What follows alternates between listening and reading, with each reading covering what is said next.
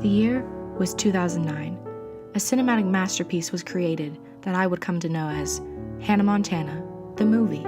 In it, one of my favorite Disney stars, Miley Cyrus, travels back to her hometown of Nashville to reconnect with her family and her roots. This version of Nashville promised Mama's farm fresh fried eggs, Rascal Flatts picking on 6 strings out on your front porch, and my personal favorite, good old country boy with blue eyes and a sparkling smile to be a shoulder to cry on whenever you're struggling in your teenage life. It also taught me that a little hoedown throwdown never hurt anybody. With all that said, you can imagine how excited I was to get to live in the same city that Billy Ray Cyrus calls home. However, Disney never taught me how to deal with one emotion that I would find upon moving here. What is that, you ask? Disappointment. Good morning and welcome to my TED Talk. This video is sponsored by procrastination and the last few sips of my Schweppes ginger ale 2-liter bottle. Let's McFrickin' do this thing. First, let's start off by figuring out how I actually got to Nashville. Well, one day I was searching through Instagram and this kind of attractive man came up on my feed and I clicked on his profile. And after digging into his forms of media, I realized, oh hey, he goes to this pretty sweet sounding school called Belmont University. Wonder where that is. So I looked it up, found out it was in Nashville and that they had a major that I was actually pretty interested in that I didn't actually know existed. So here I be. Yeah, it's really not that interesting now that I think about it. Anywho, now I knew that Nashville was a somewhat touristy type of city going into it, but I didn't understand how intense that it had become in recent years. So basically, we're going to talk about 2 things that I feel have changed the overall environment and vibe of Nashville and how commercialized it has become. And those 2 things are Bachelorette parties and the hipster movement. My favorite part is seeing them on the little pedal taverns. Is that what they're called? Whatever. The main bars that are on Broadway have scheduled for their groups to come in because there are so many of them that they just rotate them like clockwork. Group after group after group of bachelorette parties coming in and out so that they can keep some type of order. The second thing are the hipsters, which was I was honestly surprised by because I expected like more of like down home southern hospitality kind of honky tonk boot scootin' boogie type of people, I suppose, but there's a lot of your typical like people that look like they should live in, I don't know, Oregon or something with their fancy beards and their craft beer and, you know, just people sitting around at freaking Frothy Monkey.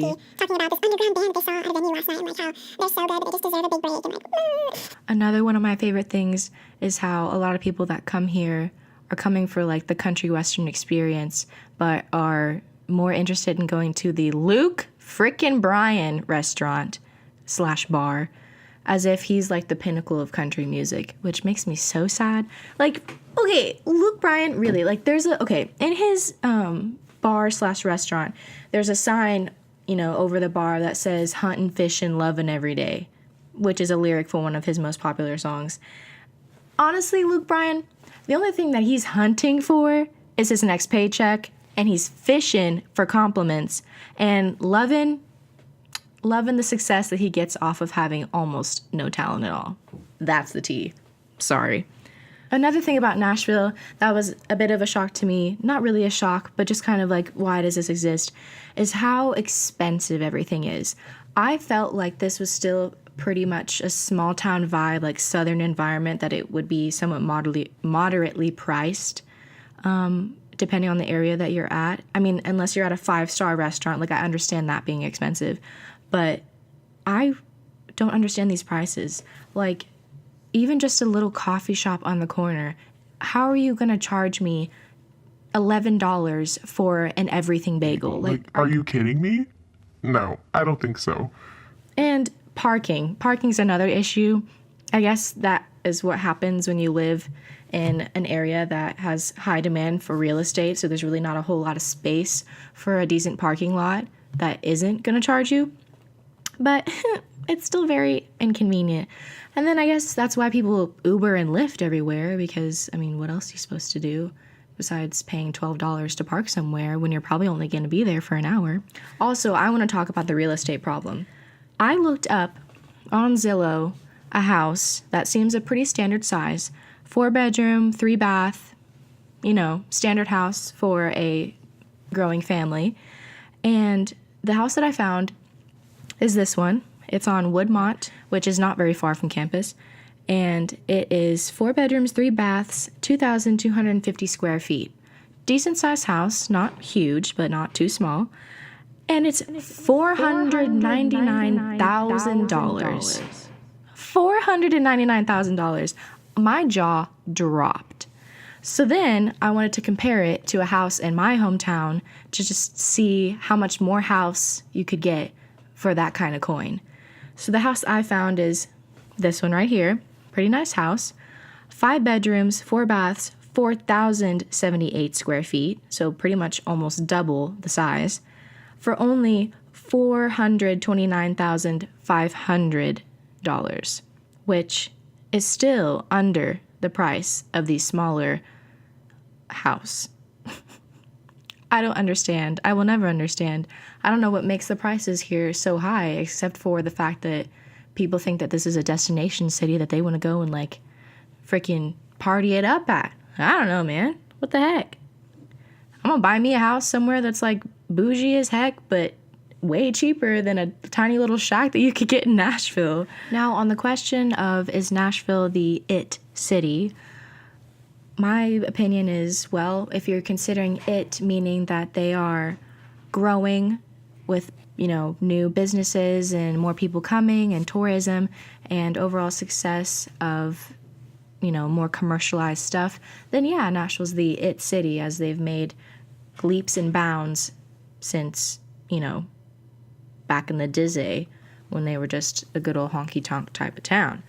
But if you ask me, someone who's not lived here very long, college student, broke, all these things, Nashville ain't it, chief.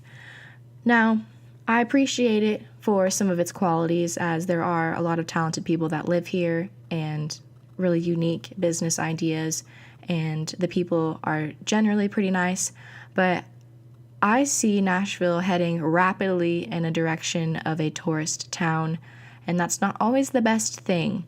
It makes the city kind of dwindle, and people struggle to live there cost effectively because there's so much tourism, and the city is working only for the tourists and less for the people who have been living there most of their lives.